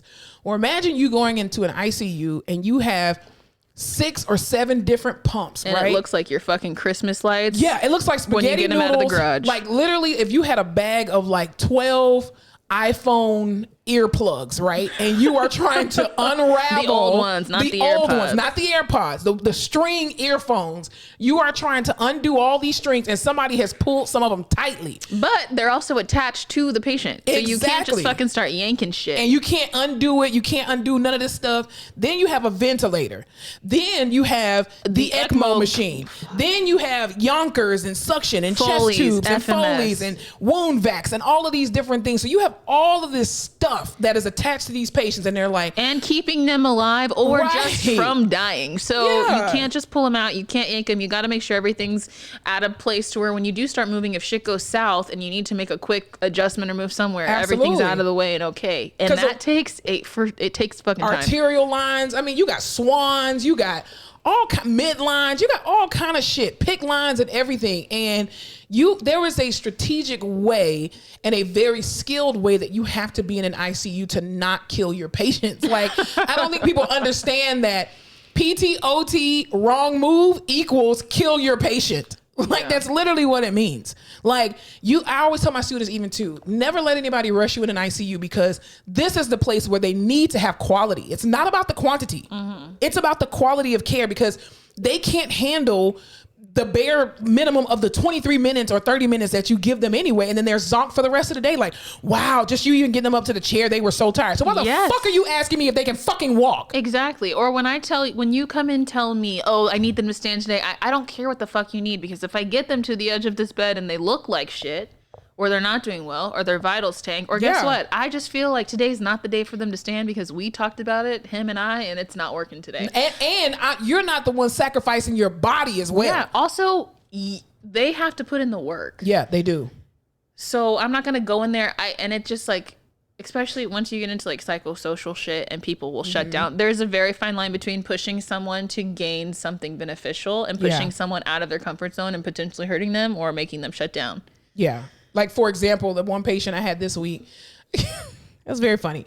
The one patient you saw? No, hey, Brian's not here, so I definitely saw all my patients. Thank you very much. I had a very good productivity week.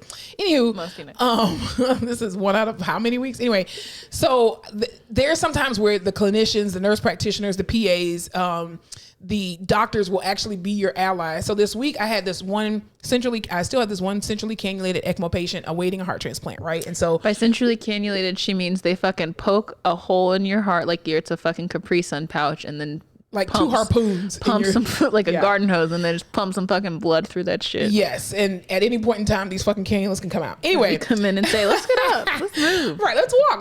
You want some music? And so he's doing very well. So anyway, I take my little cart, my monitor, my oxygen tank, where, we're like, okay, we're going to go ahead and go. I'm going to go do this eval real quick. I'll come meet you back at this particular time. Well, I come back over to his room at the particular time, and I see another nurse who's next door to him with my cart, my monitor, my O2 tank, and my book bag on the cart. And I'm like, yo, you just stole my fucking cart. And she's like, no, it was a nurse practitioner who's this old school black nurse practitioner who we love. Dude. Oh, we stand for her. She's amazing. And most people are afraid of her. Even the doctors that she works with are afraid of her. Y'all, she yelled at me once when I was a student. I've never crossed her again. She could tell me like, hey, I need you to go run and get me something from the 19th floor of this hospital. And I would run. I absolutely love her. She never yells at me. I think because from the very beginning, we just had kindred spirits. And this was when she was still a nurse, when she was in nurse practitioner school. So anyway, I walk in the room and I'm like, yo, Miss So-and-so, why you done stole my cart? She's like, I sure did. Because I'm walking this patient. I was like, well, you know I got this patient. I was actually go see her next. And she's like, no, she need to get up right now. So this nurse practitioner literally takes it upon herself to do physical therapy's job for the day. And she drags this patient down the hallway. The patient just cries. And she's like, control your emotions. You're going to walk, okay? Because you are too young to be up in here like this and doing all this whining. Control your emotions and hush. And she literally dragged her all the way to the nurse's station and walked. And we were all just sitting there, son, you're doing so great. And the girl was just like, oh, let me rest, please. I'm just in a rest break. Oh my God, I'm going to pass out. And the nurse practitioner just like, shut up all this noise, okay? Shut it up. But sometimes you do get clinicians who understand where you're coming from, and they will step in to help. I've had other physicians that are just like, listen, I've read you guys' notes, which is amazing to us that doctors even read our notes or even know where the fuck to find them. And then they will come in and be like, let me know when you're going to see my patient because they're not cooperating with y'all. I'm going to stand there at the bedside. I'm going to help you. And you're just like, this amazing cardio heart transplant doctor is sitting at the bedside with me, one hand on this patient, helping me stand their patient and walk in the hallway. It's that for me. We have people in the lung rescue unit who have been on ECMO for 67 days, which is just like fucking insane. And they don't want to do anything. No. They are, and I get it. You're depressed. You're pissed. You da-da-da-da. And I told him, I was like, listen, I know there's a lot of stuff right now that you can't control, and whether you get up or not is one of the things you can. Absolutely. But listen, dude, you can't fucking sit here. You know you're going to have to get up anyway, and it's just going to be easier if you try. Yeah. Nothing. And they're, why isn't he up? Why isn't he doing this and that? And I'm like, he doesn't fucking want to. And I can't. He's a 300-pound man. I'm not doing it.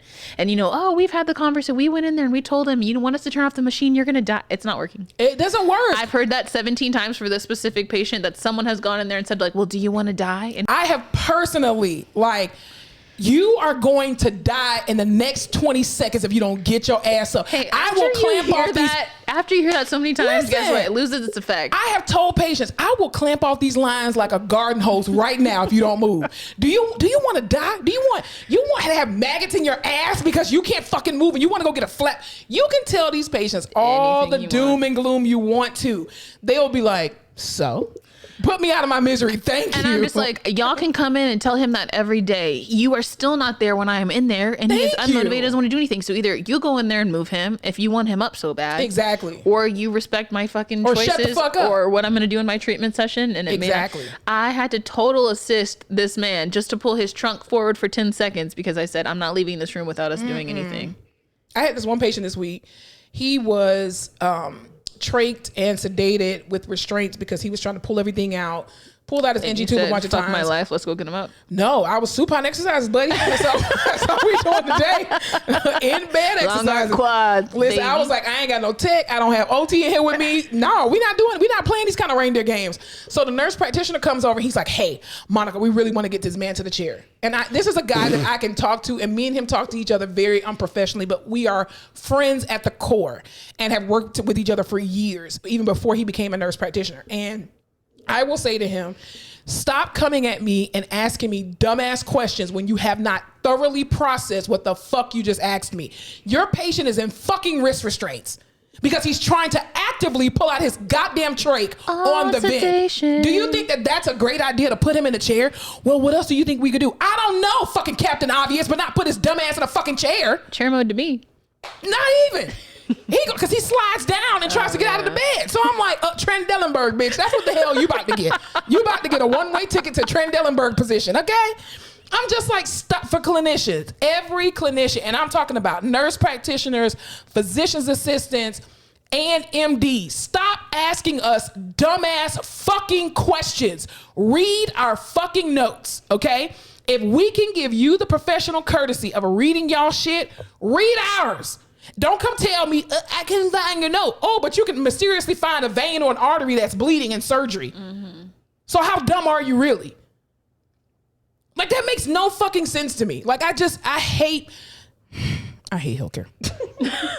I'm just like, we are not miracle workers. Oh my God. I see this patient 30 minutes out of the 24 hours of a day. So unless they're willing to put in the work and do exercises or get up and move on their own, or hey, maybe it's just not gonna happen because I don't know, they're fucking dying. They're dying. Their body's on rotting. Life support, stuck in a bed. Their lungs don't work. There's only so much we can do. I wish we could I just need some grace in that. I wish we could put every MD on a ventilator, trach them, put them on a ventilator, and give them sedation. The fuck out of them. And also record them while we are trying to work with them so that they wouldn't come and ask us dumbass questions anymore. Like, do you remember doing this? No. Well, this is you. This is your brain on drugs. Okay? Yeah. Okay? This is your brain on drugs, buddy. I'm just also not the kind of like, in the ICU, I give you 2 times to be like, I can't do it. I can't fucking do it. On the 3rd time, I'm like, all right, we'll stop. You probably can't fucking do it. It depends. If you're being like a bitch, I'll keep going. But it depends on how much energy I'm exerting for my own body. Exactly. But also, holding you up. I don't know these patients well enough, and I don't feel like being the one today that was like, hey, I know I just met you, and I don't really know what the fuck's going on with you, but I'm going to push you really hard. Yeah. And I know they're going to trial you off of ECMO in 20 minutes, but... Mm-hmm. So I'm just like, listen, we're going to do as much as you want to do. It is your life. If I knew you more, I'd probably push you more, but I don't. So... Listen, if people want to die, let these people die. Let them die. This is why we have DNRs, okay? Let people go if they want to go. But stop having unrealistic expectations about what PT and OT should or should not be doing. If you didn't take your stupid ass to PT or OT school, shut the fuck up about what you want me to do. Well, because so-and-so was able to do this. I don't give a shit what so-and-so was able to. Because people used to do that a lot with me. And when other therapists would come into the unit, they'll be, well, Monica's able to do this, and Monica Kawita, and Monica Kawita. Told me this week when they had a conversation with me. Well, this isn't what we see with this person and this person. And I said, then it sounds like you really liked your experience with that person and that person. So and it sounds like bitches. What you need to do is get that person and that person right back in here. Because it seems like you loved their work and they were doing a good job. So who am I to hold these patients and you from that? Exactly. I'm not. Send my ass right back down to CB where no one has complained about me to my knowledge. Pretty much. Exactly. That's why it's just like this unrealistic just stupidity of, I know, I remember I had the one physician who, is like Captain ECMO. Monica, I get it. I know that, you're the ones that are exhausting your body. I get it. I totally get it. You don't. Because you're not in the room. And I remember when we had patients before COVID happened and we would have ECMO patients that were super uncooperative. I would go to him and I would say, I'm not touching your patient unless you're in the room with me. He would come in the room. This bitch would leave 5 minutes into my session and be like, and it would be like a ghost. Like, you're talking to the patient, you look over, you don't see the black scrubs no more. Bitch, where you went? And then I would go to him and be like, where did you go? Well, I have other patients that I have to see. Oh, no. Because you want to understand the experience. So let's stay at my side, brother. So then you can be in the experience when I go in there to do a quick treat because we can't do much anyway, but you're covered in shit or you shit halfway through. Exactly. Or your lines are tangled or, I can't get around the vent. So RT's got to come because the nurse fucking tied it up in some shit. Yeah. And I think they have to understand too, there's a lot of different things in the ICU that no one has control over. Right. Nurses get there and you can get there right at 7:00. You got to get report. Then the doctors are asking you all of this shit.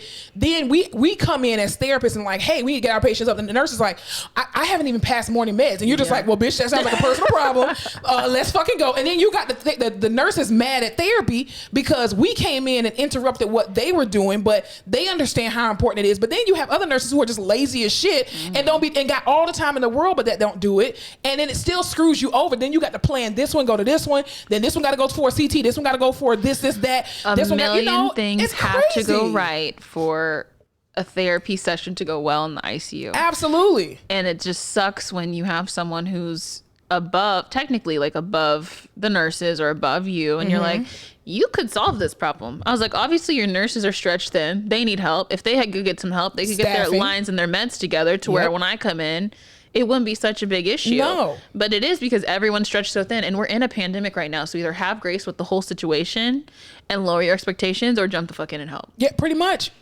Both. Both would be so nice. So it was a very frustrating week. Yeah, I hate people who come up to you and act like you clearly have not taken 2 seconds to analyze what you're about to ask me. And you ask me this question every single day. So it lets me know that you are operating on a level of stupidity that does not coincide with my level of intelligence right now. And you're really annoying the shit out of me. So are we going to get him to the chair today? Who is we, motherfucker? You're not in the room. You're very qualified to go get them to a chair. You put the cannulas in their legs. Listen, you the one who put them on the vent. You get them up, bitch. If you can push a med, you can stand them up. Yes, you can. You can do you come in there, hey, Mr. Johnson, squeeze my fingers. All right, try to lift up your leg. It sounds like physical therapy to me. That's exactly what I do. So I don't see the difference. If any MD, most MDs will chart on a patient's chart. Oh, they're 5 out of 5 strength. Bilaterally. Well, bitch, that means that they should be up and walking. You put your white coat down and get their asses up to the chair. My favorite is when they're 5 out of 5 bilaterally, and you go and they're like, oh yeah, I had a stroke in 1975. Right. I haven't used my right side in years. With residual hemiparesis. Like, what? Oh, fuck. Or you go in there like, oh, completely sedated, but 5 out of 5 strength. I'm sorry. Awake and following commands on propofol. Like, on 100 milligrams of propofol. Fuck, dude. It was, yeah. So it was it's very tiring. It's very exhausting. It feels like it's like a hamster wheel. Like no matter how fast I go or slow I go, I'm still not going anywhere. But people are still saying like, hey, why haven't you reached this yet? Sounds like Meghan Markle and Prince Harry.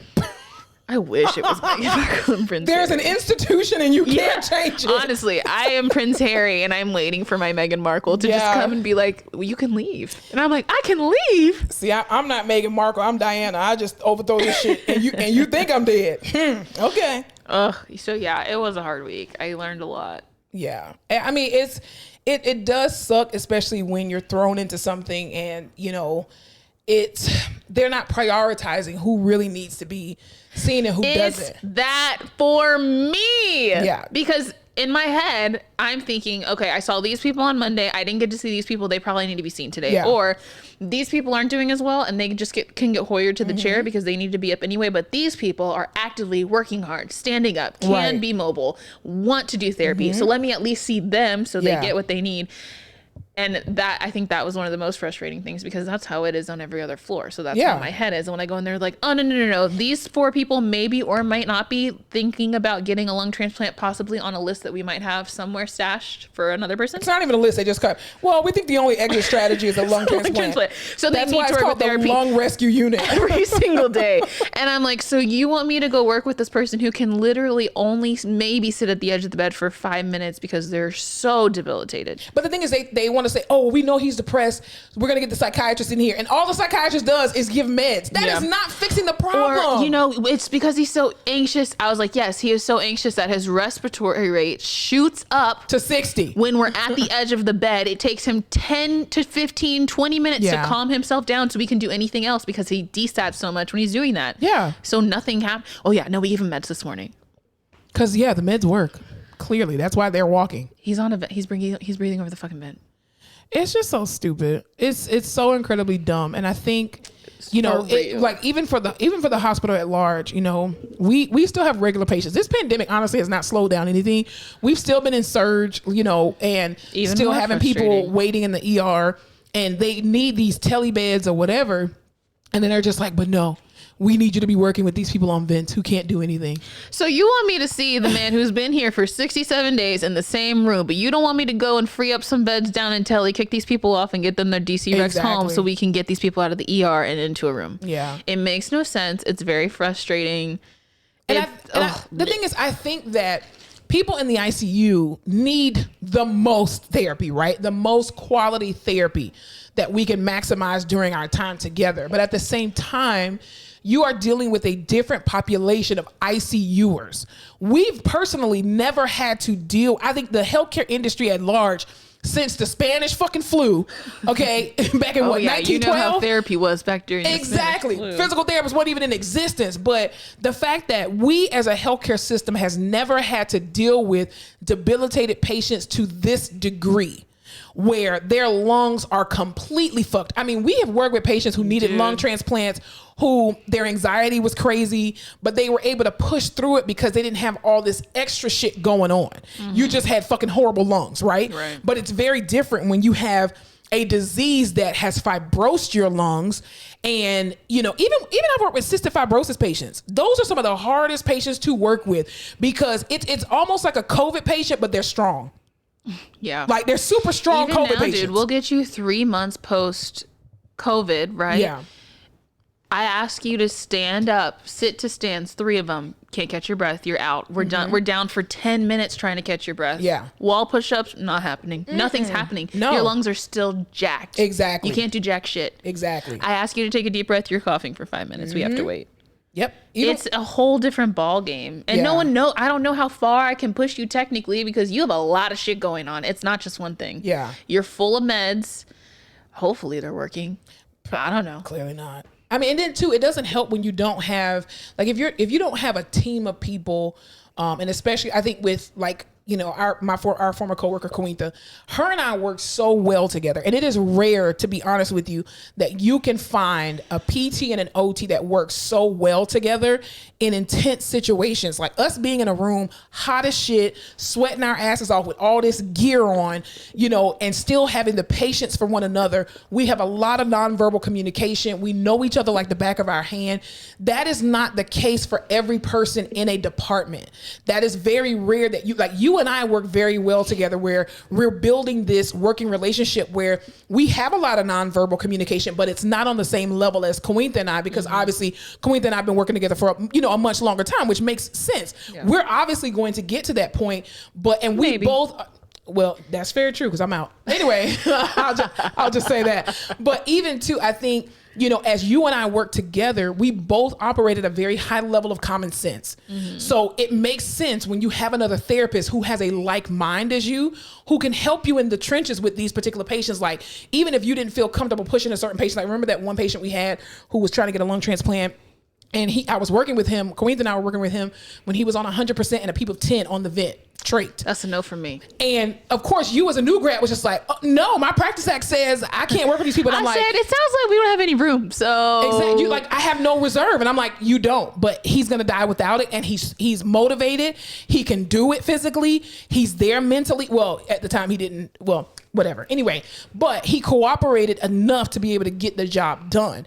And so it helped, I think, maybe you and other therapists who work with this particular person, because at least you saw it before and you felt comfortable with me and the other therapist. And so it's just like, okay, if they can do it, I feel comfortable that it makes sense to go ahead and try. And then you guys were working with them with no issue, you know. But when you don't have that collaborative effort and you don't work with a certain people that you are forced to now be with, the connection is not there collaboratively. It's just not. But then again, with that patient, I knew I would push even within those constraints, right? I was going to work with him. Right. I was not going to push him further than I thought we could push him at that time. Right, because that's your clinical judgment. Exactly. But there wasn't someone saying, oh no, without a doubt, this person today has to do this, and this, and we have to record it. And it's I don't like that feeling, because I always shut down in situations like that. Do not tell me what to do. Yeah. Because if this person, if something happens to them, right, I'm going to feel horrible. And that's your responsibility. And it's my responsibility. It's on me. And I could have easily said, no, we're not going to do it. But because I felt pressured, I don't want to feel pressured to make a decision about something that could affect their life. Exactly.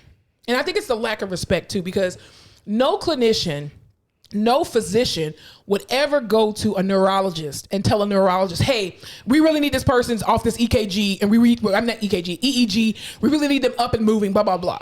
You would never go and tell a surgeon what to do, how to do it, when to do it, and where to do it. Don't treat us like that. We are a specialty, bitch. We can't consult ourselves. You have to come and get me to say, hey, bitch, we need y'all. Okay, we're going to come in and we're going to do the same thing every other specialty does. So there's a huge lack of respect that comes with PT and OT from the clinician staff, and y'all just think that y'all can tell us what to do. Who the fuck are y'all people? Because I tell people real quick, who are you talking to? Do you realize I have a doctorate degree in my field? Like, do you understand who the hell you are talking to? If you don't talk to neuro or cardio or nephrology like that, you know, GIGU, don't fucking come at me like that. If you don't talk to a vascular surgeon like that, don't talk to me like that. Because you're gonna literally get shut down. I'm purposefully not see your patient. I'm not, but you know what I mean. Whatever. But I'll make it seem that way to you. I'll make you feel like I'm not going to see your fucking patient, but I'm still going to see your patient because it's not your patient's fault that you're a fucking idiot. But still, you don't talk to me like that. Don't talk to our discipline like that. Yeah, and I think it's just been a week of like, I'm still a new grad, so I'm just like, I'll do what the doctor says, or I know. You have to have autonomy. I know, but I'm just like, still, and I hate it. You got to grow big balls in the ICU because these doctors will try you. And unfortunately, you do have to kind of, I hate to say this, but you do kind of have to be the angry black girl to gain a certain level of respect, because even that nurse practitioner who drugged that patient down the hallway, she did not get to where she is by being nice to these physicians. Yeah. They will talk over you. They will cut you off. Even when I'm in rounds sometimes, and there's one particular doctor, I cannot stand him. Oh, he's such a fucking asshole. Anyway, and it's not the person that people probably think it is. Anywho, he's such an asshole. He don't let nobody talk. He just talks himself. Anyway, but when we are having a conversation and I'm bringing something up, he will quickly cut me off. And I'm like, if you would allow me the opportunity to finish. And so I stopped saying that. And I'm just like, okay, he cuts me off. And I'm like, as I was saying before, so let me start from the very beginning. Because I don't need you to assume that you know what the fuck I'm about to say, because you're not a mind reader. So shut the fuck up, let somebody else have the floor, and call it a day. So it's the disrespect for me. That's all I'm saying. Yeah. Yeah. So PTs, OTs out there, hold on to God's unchanging hand. Okay. Build your hopes on things eternal. Hold on to God's unchanging hand. I do believe that you meet every patient you meet for a reason. Absolutely. So on that end, I was supposed to be with these people this week. I walked into the ICU one day, everyone, I don't know what was in the water, what they fed them. Everyone looked like complete shit, complaining of stomach issues, diarrhea, like diaphoretic when they were sitting there. And I was like, what is going on? Maybe something was in the food. There had to have been. They're not eating. I forgot. That could be it. Everybody's on 2 feeds. It had to be the water. That's what I'm saying. Maybe it was the water. Maybe it's a bad batch of 2 feeds. They shook it up wrong or something. Dude, but I was like, this place can't. It's depressing. I am so ready for this stupid pandemic to be over. I feel like I saw that there were only 17 people COVID positive in the hospital, and I was like, we're so close. We're so close. And then I was in ICU all week. One of our sister hospitals has zero. And I'm like, must be nice. Must be nice to have all your units closed. But they are moving some of our units back to regular telefloors, which is amazing. I cannot wait till COVID is over. God. I'm just so sick of it. Like I will never take my lungs for granted again. No. I've been wheezing lately, so I'm telling you, this pandemic has made me realize I wasted years of my life going to PT school. I should have never did it. Should have gone to perfusion school. I should have. Man, let me tell you something. For every PT out there, if you young and you live near your parents, quit your job, move in with your parents, go to perfusion school. These motherfuckers come out making 6 figures, and I ain't talking about the low part of the 6 figures either. And not go to PT school. You'll make 6 figures. No, you will not. A real 6 figures. I mean, you will as a contractor, because I did. But at the same time, you're going to have to do a lot for a little bit. A little bit in return. So quit PT and OT and go to perfusion school. That's if you don't hear nothing else on this podcast. Quit your job, go to perfusion school. If you can live with your parents or live with somebody for at least a year. And don't oversaturate the market, or try not to. Anyway. Anything else? Nope, that's it. All right, y'all. Well, thank you so much for tuning in to another episode of the Face Off with Fleming and Fowler. We appreciate you guys listening. Thank you guys so much for your continued support every single Tuesday, listening in, commenting, writing us, DMing us. We appreciate it. Continue to like, comment, share, subscribe, tell your friends, tell your foes, tell everybody. Also, too, don't forget to visit www.myapothecary.com for all your CBD needs. Remember, there's no THC in it. I've been taking my pills every single morning and night because my body has been just wrecked with pain. I sound like my grandma. Anyway, but yeah, so just remember to go to www.myapothecary.com. All right, y'all. We'll see y'all next week. Have a good night. Thank you so much for tuning in to another episode of The Face Off with Fleming and Fowler.